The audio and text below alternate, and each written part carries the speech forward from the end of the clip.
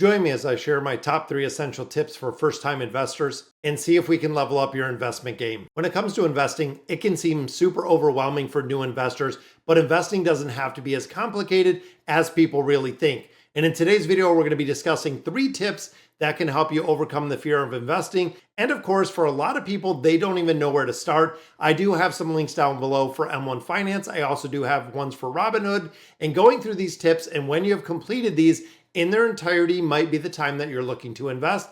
So let's go ahead and get into these. When it comes to these 3 tips, they are very specific for new people who are looking to invest. Starting with our first one, don't invest in anything you do not understand. Now, this is a rule that we have seen from Warren Buffett. If you do not understand what you're investing in, it is time to pause. It is time to stop. You don't want to be dumping your money into something that you have no understanding, even if it is just a basic, very fundamental understanding of what you're investing in. Now, of course, you might not go to the extreme of Warren Buffett where you're reading a 2,000-page document to understand the value of a company, but the most common people that invest are FOMO investors.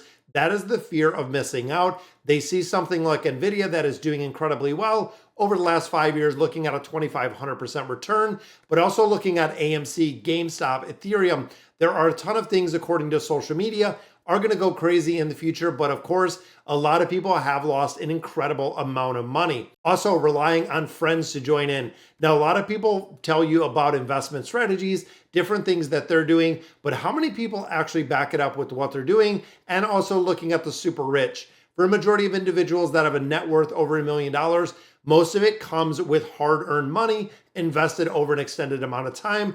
And of course, when you start looking at those get-rich-quick schemes, most of them are just that. It's a pyramid scheme. It's a scheme. Getting money for doing absolutely nothing never really benefited anyone. And of course, most people that invest in those are losing money. Number 2, being your own advocate. This means doing your own research. When I start looking at my journey in the investment world, looking even 10 years ago, I didn't know anything in comparison to what I know now. But being your own advocate when it comes to investing, there is no shortage of people that are looking for scams, that are looking for people with zero knowledge, that are looking for new investors that can put you at a greater risk for falling for the scams that they do offer. And this is the time when you can become informed. Understanding what you do with your money and how you do it is crucial, especially when it comes to going ahead and investing your hard-earned money. Now, to start off in this, I would really start with the very basics. Jot down questions that you have about investing.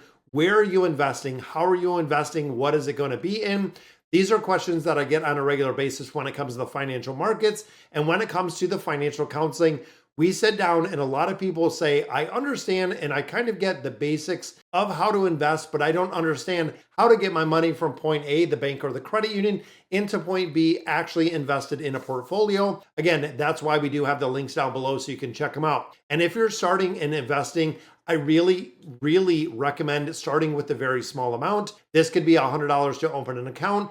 This is going to be your play money. This is going to be what you're kind of testing the waters with. And of course, this isn't the set it and forget it scenario, which we'll look at in just a couple more minutes. Now, of course, you can go to YouTube. You can look at videos like this. You can subscribe to the channel if you find the information useful. You can go to podcasts. You can get books. You can do articles. There is so much information out on the internet, but just making sure you're getting it from a reliable source.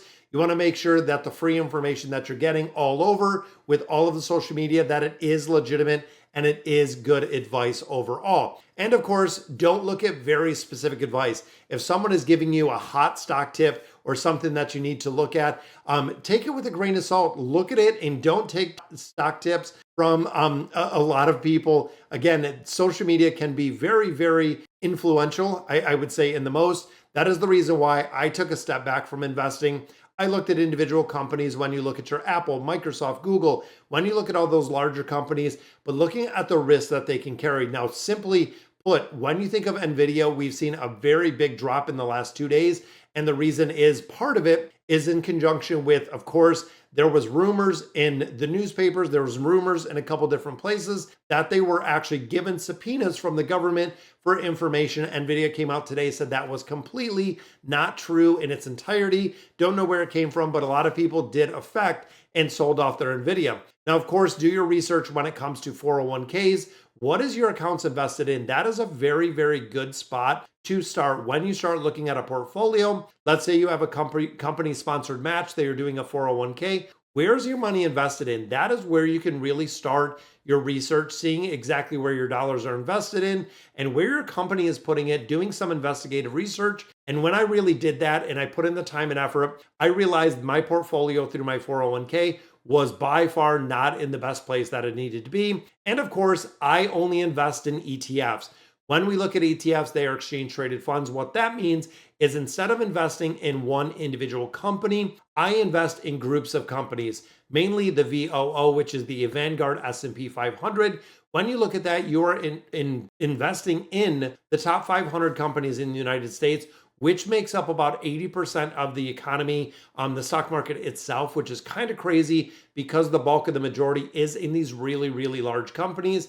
And of course, when you start looking at the market weighted cap, all of these Apples, Nvidias, Googles, all of these mega tech companies do really make the market in their entirety, and they can have a really big change if either of them go up and down. And the third one we look at is just getting started. Like I said earlier, getting started, it may sound cliche, may sound like something you're not ready to do, but every day that you put off investing, every day that you're not investing in your knowledge base is really leaving money on the table. When you start investing earlier, of course, you get the compounding aspect, you get the growth aspect. And when you think of investing, you have to keep in mind, you're looking at probably 5 years plus as a guideline. So again, when you start looking in and really pinpointing and narrow minding it right back to a specific stock in a specific day, it has ups and it has downs.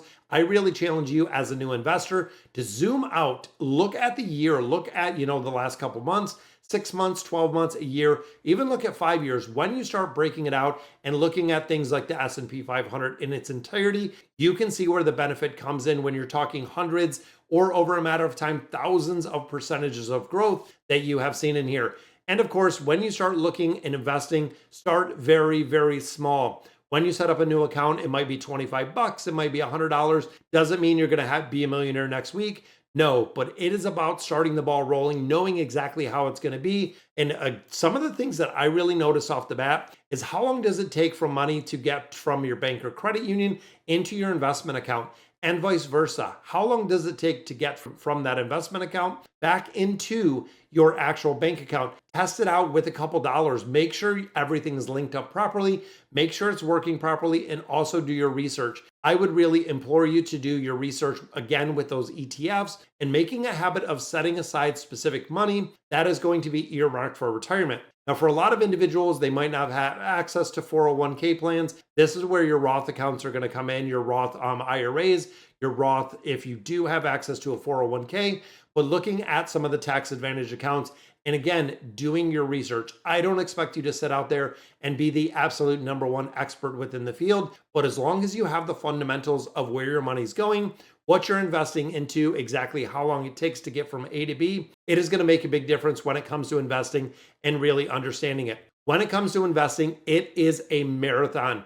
When you think about investing, it is over usually a 30, 40, 50-year period by the time in the accumulation and the compounding of interest. But what we find and why so many people do fall short is they don't start putting money up front. That is the big thing that I see, where you get a job at 18, maybe your career's set, you're out of college, you're 22, 24, you start getting into the workforce, you start getting into your career. All of a sudden you fast forward, you're 30 or 35. Again, very little to no money is going into those retirement accounts.